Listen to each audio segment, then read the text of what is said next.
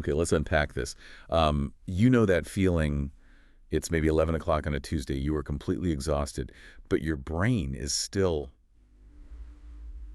just vibrating. Yeah, buzzing. Buzzing. You're lying there staring at the ceiling, and there's this voice. It's not like a mean voice, not necessarily, but it is just relentless. And it says, if I can just get to the next level, then I'll be okay. It's the universal hum of modern life, isn't it? It's the internal monologue of, well, of the striver. Exactly. It's this deep conviction that happiness is a place you can only visit after you've crossed some kind of finish line. You know, once I get that promotion, or once I finish this degree, or... Once the bank account hits that specific magic number. Yes. Their magic number with all the right zeros. And then, and only then, will the clouds part, the music swell, the credits will roll, and I will finally feel, I don't know, complete. We spend our entire lives sprinting toward these finish lines. But the question we're diving into today is one that I think terrifies a lot of us deep down. Does it actually work? That is the ultimate question of the human experience, right? Does achievement actually lead to self-fulfillment? It sounds like it should be a simple yes or no. It feels like it should be. It does. But as we really dug into the research for this, it became so clear that this is actually an investigation into the human psyche. This isn't just about career advice or, productivity hacks. Yeah. It's a really nuanced debate that philosophers and psychologists have been wrestling with for centuries. And we are not just philosophizing today. We have brought a serious stack of research to the table to help us navigate this. We've synthesized insights from a whole variety of analytical models. We've got data and perspectives pulled from Claude, from Gemini, Perplexity, Copilot, DeepSeek, and Grok. A full house. Full house. We are taking all that computing power, all those different angles on the human condition, and we are trying to answer that core question. Does hitting your goals actually make you feel whole? And if I can sort of frame the mission for this deep dive, it is really to decouple these two ideas. We tend to glue achievement and fulfillment together as if they're the same thing. We treat them like synonyms. We absolutely do. He's a successful man is almost always taken to mean he's a happy man. So our goal today is to carefully pull them apart, see where they overlap, because they definitely do overlap, but also see where they diverge. And hopefully, help you avoid what one of our sources so brilliantly calls the unsustainable ladder. Oh, the unsustainable ladder. I love that phrase. It jumped right out at me from the notes. And we are definitely going to unpack that later, because I have a feeling a lot of us are standing on that ladder right now, maybe without even knowing it. I think so. But let's start with the upside. I don't want to start this off sounding like some, nihilist who thinks effort is pointless. Yeah. Because we have to validate the ambition here, right? It feels good to win. It feels amazing to cross something off the list.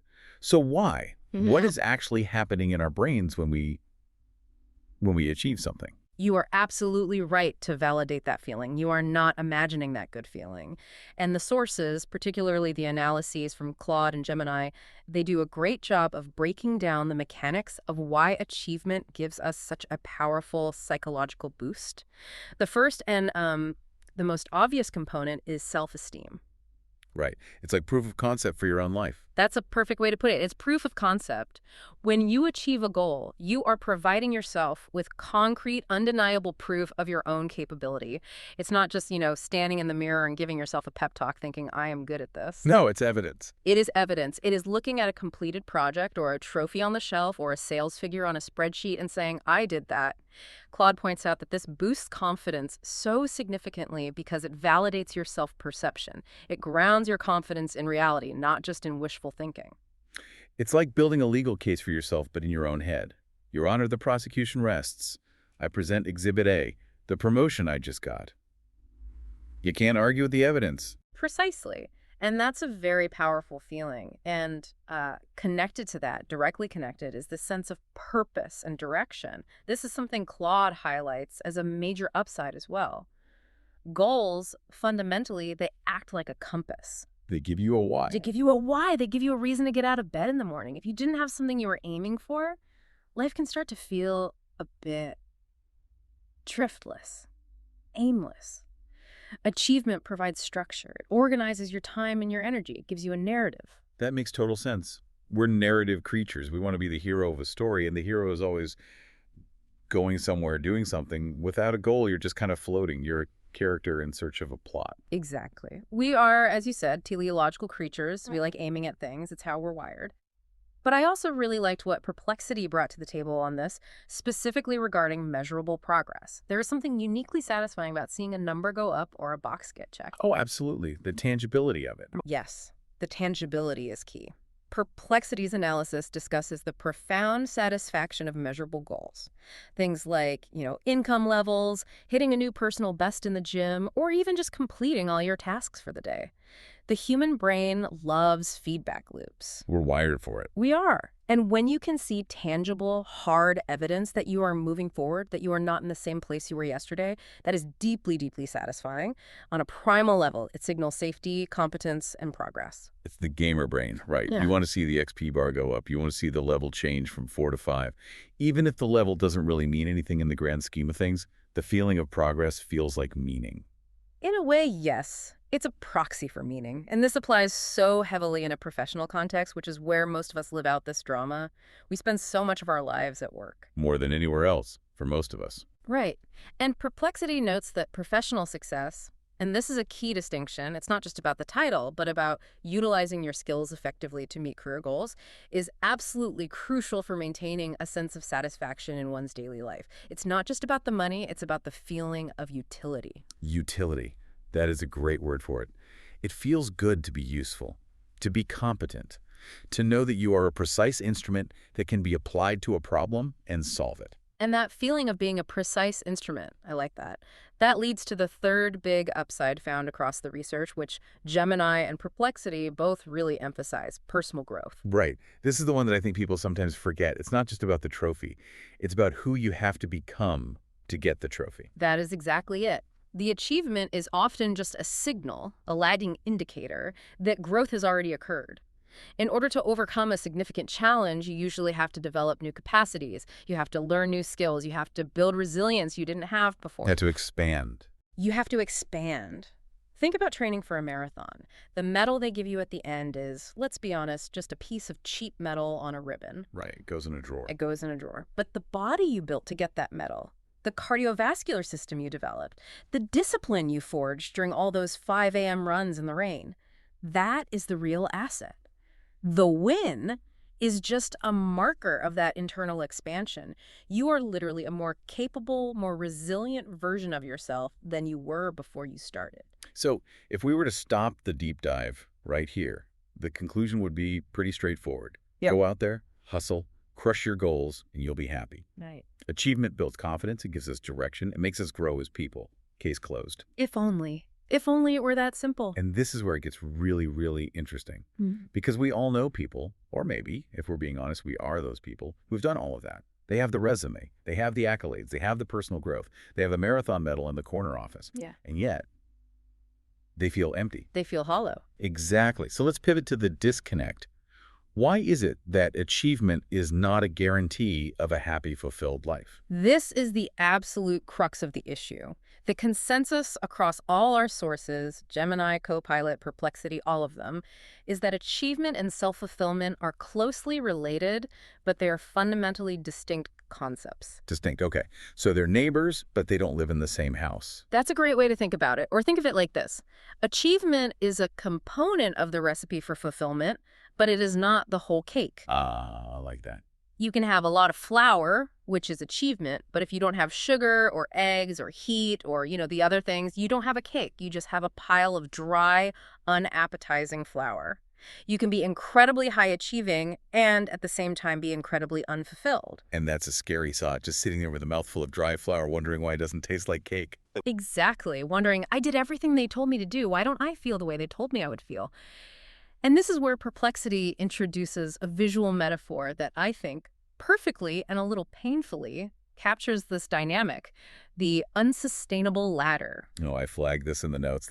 This one hit home for me. Let's break this down. It's this cycle where achieving one goal simply and immediately leads to the setting of another higher goal. You climb a rung on the ladder, and instead of taking a moment to look at the view, instead of taking a breath to appreciate the new altitude, You're already looking up. you immediately crane your neck to look at the next rung. The focus is perpetually on the next thing rather than on the fulfillment of the present moment. And it creates this endless pursuit. You never actually arrive anywhere. Yeah. You're just constantly climbing. It's like, okay, I got the degree. Phew, now I need the job. Okay, got the job. Now I need the promotion. Okay, got the promotion. Now I need to make partner. It never ends. It never ends. And the consequence of this, as Perplexity points out, is that the satisfaction, the feeling of fulfillment, is always deferred. It's always in the future. You are constantly telling yourself, I'll be happy when I get to the next rung. But the ladder goes on forever. There is no top. You die on the ladder. Wow, that's a grim image. And even when you do hit that rung, that feeling, Yeah. it doesn't last, does it? This is what Claude's analysis talks about, the temporary nature of this satisfaction. Right. It's a fleeting high. The best analogy I've heard for it is the post-vacation blues, but applied to your career or your life milestones. You work for 2 years on a massive project. It consumes you. Nights, weekends, you launch it. It's a huge success. Everyone claps. You feel euphoric for, what, 24 hours? Maybe a week if you're lucky. And then you wake up on a Tuesday morning, you just go, okay, what now? Exactly. What now? That question is the hallmark of the disconnect. It's the sound of the engine running out of fuel. If achievement truly equaled fulfillment, that euphoria would be permanent. It would settle into this deep, lasting contentment. The fact that it fades so quickly is the biggest clue that while achievement gives you a hit of satisfaction, like a shot of espresso, It's not a meal. it is not a meal. It doesn't provide the sustained nourishment of true fulfillment. So let's get under the hood here. We've talked about the feeling of this empty win, but I really want to understand the science of why this happens. Why does our brain trick us into thinking the next win will be the one that finally sticks? Why are we wired this way? Well, there are a few really powerful psychological mechanisms at play here. The first one, which is just a fascinating concept that both Copilot and Grok bring up, is something called the hedonic treadmill. The hedonic treadmill. Okay, unpack that for us. It sounds exhausting. It is exhausting. It's a theory in psychology that suggests that we humans, all of us, have a sort of baseline level of happiness, a set point. Like a thermostat. Exactly like a thermostat. When something amazing happens, you win the lottery, you get the dream promotion, you buy the dream car, your happiness spikes. It shoots way up. Yeah. But, and here's the crucial part, very quickly, much faster than you'd ever expect, you adapt to that new reality. Your expectations rise to meet your new circumstances, and your happiness levels return right back to that original baseline. So the new car isn't a new car anymore. After a month, it's just my car. The corner office isn't the goal anymore. It's just my office. The extraordinary becomes ordinary. Precisely. You normalize the success. This is why it's called a treadmill. You have to keep running, keep achieving new and bigger and better things just to stay at the same level of satisfaction. You're running faster and faster, but you're not actually going anywhere. That's a terrifying thought. It is. And if you rely on that external high, that hit of achievement for your sense of fulfillment, you are basically doomed to chase it forever because the finish line just keeps moving further away. That explains so much. It explains why you see people who seemingly have everything, the money, the fame, the success, and they're still desperately, miserably chasing more. It's not even about the money anymore at that point. It's the treadmill. They need a bigger and bigger hit just to feel the same buzz they got from their first success. Correct. And this brings us to the second major mechanic, which is just as important. The difference between intrinsic and extrinsic motivation. DeepSeek and Copilot really emphasize this distinction as a key differentiator in whether your efforts will lead to you feeling happy or just busy. Okay, so this is kind of the good goals versus bad goals debate. In a way, yes. It's about the why behind the what. Extrinsic motivation is when you are chasing something for external validation. Things like money, status, fame, praise from others, a fancy title on your business card. Things you can show people. Things you can show people. Things that get you likes on social media. DeepSeek's analysis notes that these kinds of goals lead to that temporary satisfaction we talked about, but they often feel empty over time, because they depend entirely on how others see you, or on a resource that doesn't actually feed your soul. Okay, so that's extrinsic. What's intrinsic? Intrinsic motivation is the opposite. It's when you pursue an activity because it is personally rewarding. You do it because you love the process itself, or because the work aligns with your deepest internal values. Copilot points out that when the goal is intrinsically motivated, the fulfillment comes from the doing, not just from the having at the end. Can you give us an example? Sure. Let's say I'm writing a book. If I'm writing it because I want to be a New York Times bestselling author, so my old high school nemesis sees my name in the paper. That's purely extrinsic. It's about status and external validation. Right. But if I'm writing that same book because I have a story I'm dying to tell, a message I need to get out, and I just love the craft of putting words together, that's intrinsic. The reward is the act of writing itself. The bestseller list would be a nice bonus, but it's not the point. And the data actually backs this up, right? I saw Grok's analysis cited a specific study on this. Yes, and we love a specific study on this show. It anchors the theory in reality. Grok cites a study from 2016 published in the Journal of Research and Personality. Okay, what did they find?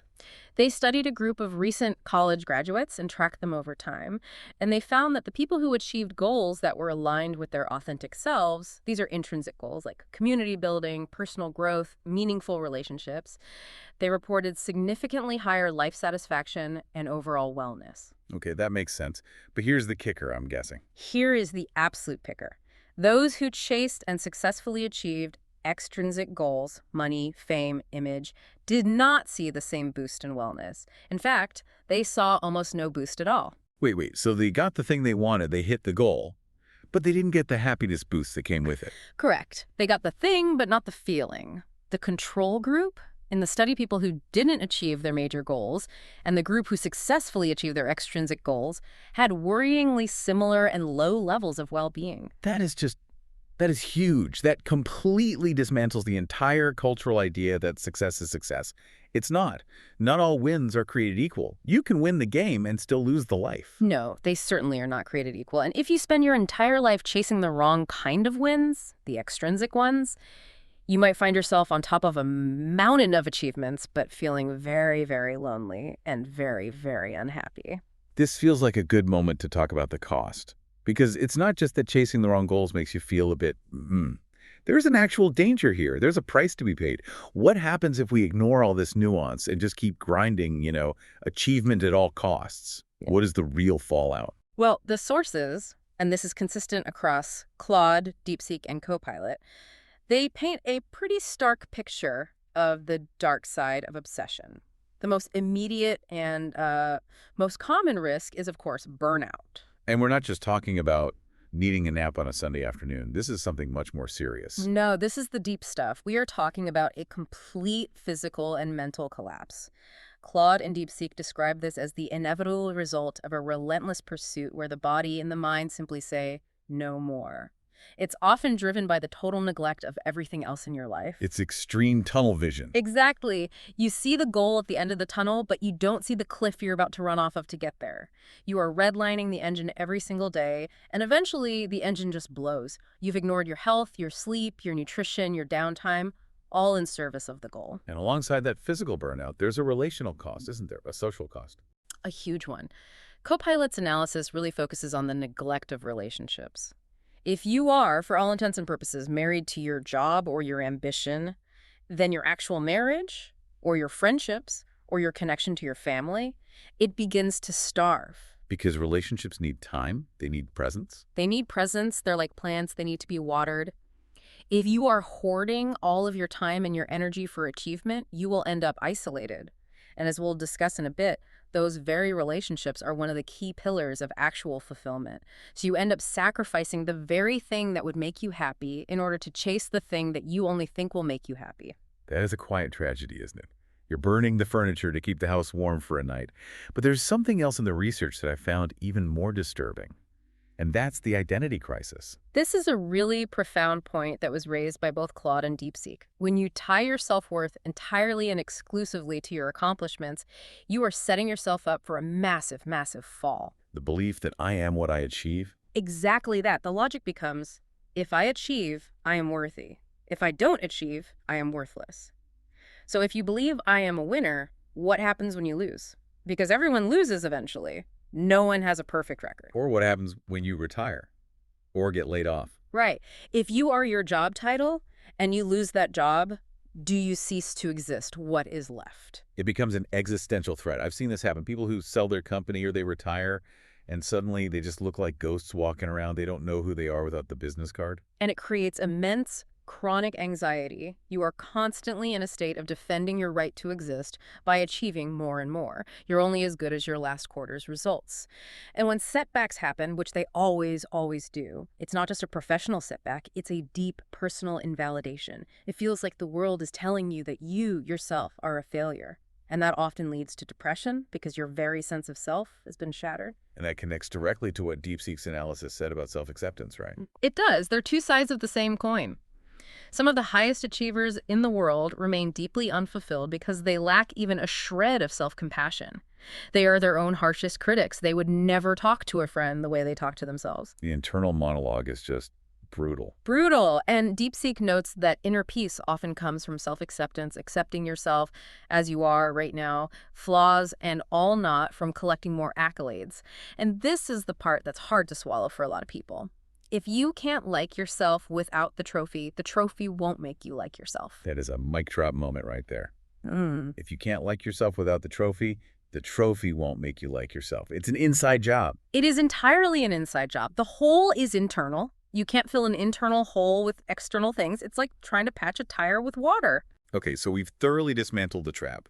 We know the treadmill is rigged, we know burnout is real, and we know extrinsic motivation is just a sugar rush that leads to a crash. So, how do we fix it? If achievement is just one slice of the pie, what is the rest of the pie? Let's bake a better cake. This is the constructive part. This is where we get to the solution. And it's what many of the sources call the holistic approach. The experts, and this is a real convergence across Gemini, DeepSeek, Claude, Copilot, they all point to a few key components that, when combined with healthy achievement, actually lead to a deeply fulfilled life. Okay, let's hear them. Give us the ingredients for this better cake. The first, and perhaps the most powerful and most studied ingredient, is relationships. We hear this all the time. It's almost a cliche. Yeah. But remind us why it is so critical specifically in this context of achievement. Because it's the direct antidote to the isolation of obsessive achievement. Gemini and DeepSeek both emphasize that strong, authentic connections with other people are one of the most significant contributors to long-term well-being. We are fundamentally social creatures. We are wired for connection. You can have all the money and success in the world, but if you have no one to share your wins with, or, more importantly, no one to be vulnerable with when you lose, It's all just hollow. it's hollow. Relationships provide the context and the meaning for our lives. They are the safety net that catches us when we fall off the ladder. It's that famous realization from the guy in Into the Wild, right? At the end of his life, he writes, "Happiness is only real when shared." Precisely. It's about vulnerability and connection, which are two things that the hyper-competitive achievement mode often teaches us to suppress as weaknesses. The second key ingredient is contribution. Contribution. So you mean like charity work or volunteering? It can be charity, absolutely, but it's much broader than that. Claude and Copilot talk about it as contributing to something larger than oneself. It's about having a sense of impact. It's about knowing that your existence, your work, your time on this planet makes the world slightly better for someone else. There's a shift in focus. It's a total shift in focus. When you shift from what can I get to what can I give, the crushing pressure of the treadmill starts to ease up. Yeah. You stop staring at your own reflection in the mirror, and you start looking out the window at the world around you. That feels so much more sustainable. If my goal is to help other people, I can do that in small ways every single day. If my goal is to be the best in the world, I'm in a constant, anxious battle with everyone. Exactly. And the third ingredient, authenticity. Just being real. Being you. Deeply and unapologetically you. Perplexity and DeepSeek's analyses discuss this as living in alignment with your core values and your true desires. And this goes right back to our discussion on intrinsic motivation. If you spend your whole life climbing a ladder that is leaning against the wrong wall. A wall that your parents or society told you to climb. Exactly. You could get to the very top of that ladder and you will still feel completely and totally unfulfilled because you're in the wrong place. Authenticity is about having the courage to make sure your external life, your career, your choices actually matches your internal truth. I love that. And there is one more classic trope that the data actually seems to support. The journey versus the destination. It's a cliche for a reason, and the data does support it. Both Claude and DeepSeek point out that for many people, the actual process of working toward the goal is more fulfilling than the moment of achieving the result. It's the training montage in the movie, right? Yeah. That's always the best part. It's the struggle, the work. It is. The struggle is where the growth happens. I often ask people this question when they're feeling that post-achievement emptiness. Did the journey challenge you in a good way? Did you enjoy the process of solving the problem? If you hated every single minute of the work and you were only doing it for the reward at the end, then the reward will almost always feel empty. Because it can't possibly compensate for all that misery. It can't. But if you loved the work, if you entered a state of flow, if you felt engaged and alive during the Tuesday afternoon grind, then the achievement is just the cherry on top. The fulfillment was already baked into the process. So the takeaway is, if the answer to "did you enjoy the process" is a hard no, then the achievement won't save you. You've basically just spent years being miserable for a moment of relief. That's a perfect summary of the trap. So does this mean we should all just stop setting goals? Should we kill our ambition? Should we just sit around, meditate, and hug our friends all day? No, absolutely not. And Gemini and Copilot are very, very clear on this point. This is not an argument against ambition. We need to grow. We need to be challenged. It's not about stopping achievement. It's about integration. It's about balancing the scales. Okay, how do we visualize that balance? What does that look like in practice? Think of your life and your sources of fulfillment like an investment portfolio. Okay, I like a good financial analogy. It makes it concrete. Right. You need to combine your external achievements with your internal well-being. A well-rounded life includes leisure and self-care and just plain fun, as Copilot suggests. So if you invest 100% of your emotional and psychological capital into the career stock, you are incredibly fragile. They're over-leveraged. You're completely over-leveraged. If that market crashes, you get laid off, your company fails, you are bankrupt as a human being. But if you diversify, if you invest in the family stock and the health stock and the hobby stock and the community stock, then if work is going badly one quarter, you are still wealthy in all these other crucial areas of your life. That is really practical, useful advice. Diversify your sources of self-worth. Don't be a single stock human.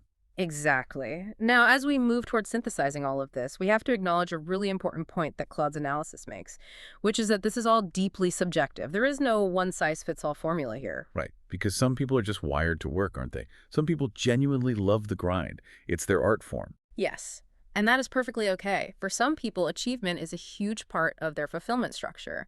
And that is not a flaw. As long as, and this is the key caveat from all the sources, it aligns with their personal intrinsic values. For others, relationships might take up 80% of the pie, and achievement is just a small slice. The point isn't to follow a prescription from us or anyone else. It's to know yourself. It's to know your own recipe. You have to be brutally honest with yourself about what actually makes you happy, not what Instagram or LinkedIn or your parents told you should make you happy. And for people who are listening to this right now and thinking, oh no, I am stuck on that treadmill, are there any practical tips? Copilot mentioned something about gratitude. Yes. And this isn't just fluffy, feel-good advice. There's real psychology to it. Copilot suggests practicing gratitude specifically to acknowledge your achievement. The whole problem with the treadmill is that we achieve the win, and then we immediately gloss over it to focus on the next one. We basically treat the win like it didn't even happen. We don't metabolize it. We don't. Gratitude forces you to pause. It forces you to stop, take a breath, and say, wow, I did that. That was hard, and I did it, and that is good. It helps to lock in that sense of fulfillment before your brain has a chance to move on to the next craving. It's like savoring a really good meal instead of just inhaling it in 2 minutes. If you inhale it, your brain doesn't even register that you ate. You're hungry again 10 minutes later. That's a perfect analogy. It slows down that hedonic adaptation process. It lets the happiness and the satisfaction actually sink in. So if we had to summarize the entire relationship between achievement and fulfillment in just one sentence, based on all these different sources, Grok, Gemini, all of them, what would that sentence be? I think it would be this. Achievement can fuel self-fulfillment, but only when that achievement is meaningful, balanced, and intrinsically motivated. As Gemini puts it so well, it is a stepping stone, not the destination. A stepping stone, not the destination. Yeah. I think that is the perfect way to frame it. It's a vital part of the path, but it is not the end of the road. It really is, and confusing the two is where all the trouble starts. Okay, let's wrap this up. We have covered a lot of ground today. We started with the understandable dopamine hit of the win, why it feels so good, why it builds confidence and gives us purpose. We validated that. We did. It's a real and important feeling. But then we looked at the trap, the hedonic treadmill that keeps us running in place, the emptiness of chasing extrinsic goals, and the profound danger of tying your entire identity solely to your output. And then we found the way out. A holistic approach. It's about balancing achievement with real human connection. with contribution to something bigger than yourself, and with authenticity to your own values. And realizing that the journey, the process, often matters more than the trophy at the end. It's about diversifying your life portfolio so that you're resilient. At the end of the day, it's about building a life, not just building a resume, because your resume won't visit you in the hospital. Well said. Now, before we go, we always want to leave you with a provocative thought, something to chew on. Yeah. This one comes from the self-reflection section in our Copilot source material, and I think it's a question that everyone should ask themselves this week. And it might make you squirm a little bit in your chair, but that's probably the point. It's a tough one, but it's a good one. It cuts right through all the noise. Here it is. If you stripped away all your recent achievements, the titles, the wins, the numbers on the spreadsheet, the accolades, what would be left that brings you joy? Mm. And if the answer is nothing, is it time to change what you're chasing? That is the question. Thanks for diving deep with us. We'll see you next time.